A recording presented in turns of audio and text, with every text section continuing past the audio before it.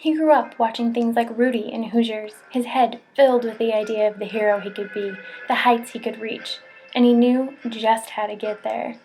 Every night he was out in that backyard, tossing the ball, begging his brother to teach him new plays. He went to all the summer camps and studied the pros at spring training. But he never made the high school team. He just couldn't find a way around his gawky build. He could finally throw the ball, sometimes making it in from the outfield, but it wasn't enough yet. He still couldn't run the bases quite tight enough, and those fastballs and curveballs still blew past him. But that's okay. He wasn't ready to give up yet. He wouldn't be that easily defeated. He'd just put in extra hours this summer. He'd take up running in the mornings and try out for the college team. He was more than just hard-working. He was lucky. The coach took an interest in him. He saw his heart, his drive, his determination, the hours he was putting in. Though not officially a team member yet, the coach found ways to let him play. He showed him how to stand at an angle to the base, how to snag the ball right after the bounce, how to see the curveball coming. He was given extra time and private lessons. The waiting, the doubt, the exhaustion, it almost killed him, but he refused to give up. And he made it. He made the team, riding the bench, waiting for his chance. It was the 9th inning.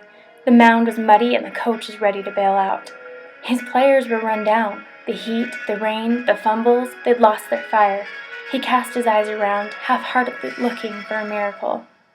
There he was, sitting on the bench, eyes full of that fire, itching to support his team. Why not?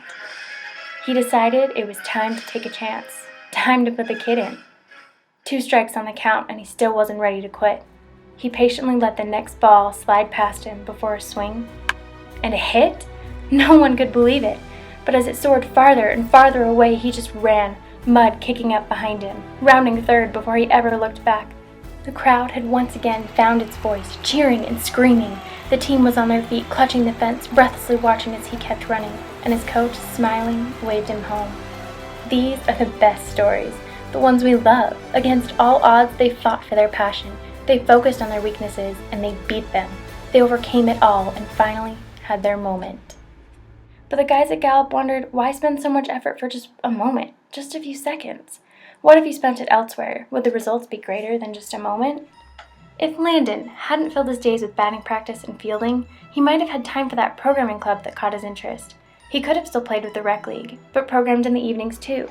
He had an amazing few seconds on the field after hundreds of hours of frustrating work, when the truth is, he would have risen to the ranks of Bill Gates after flourishing for years in a whole different kind of work, a work that was far better suited for him.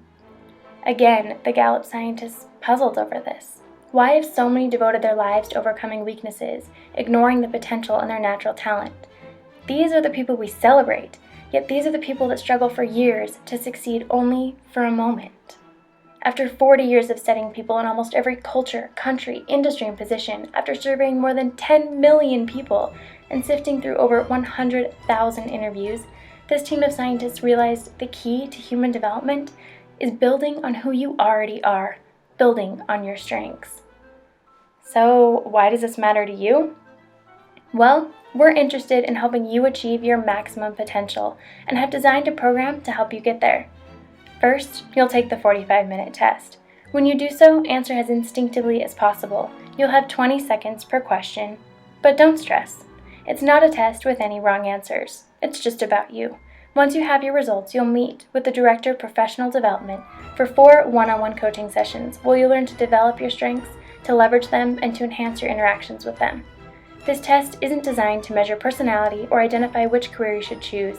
Instead, it offers you the language of 34 common talents. It describes your areas of natural ability, your thought processes, and your way of interacting with the world.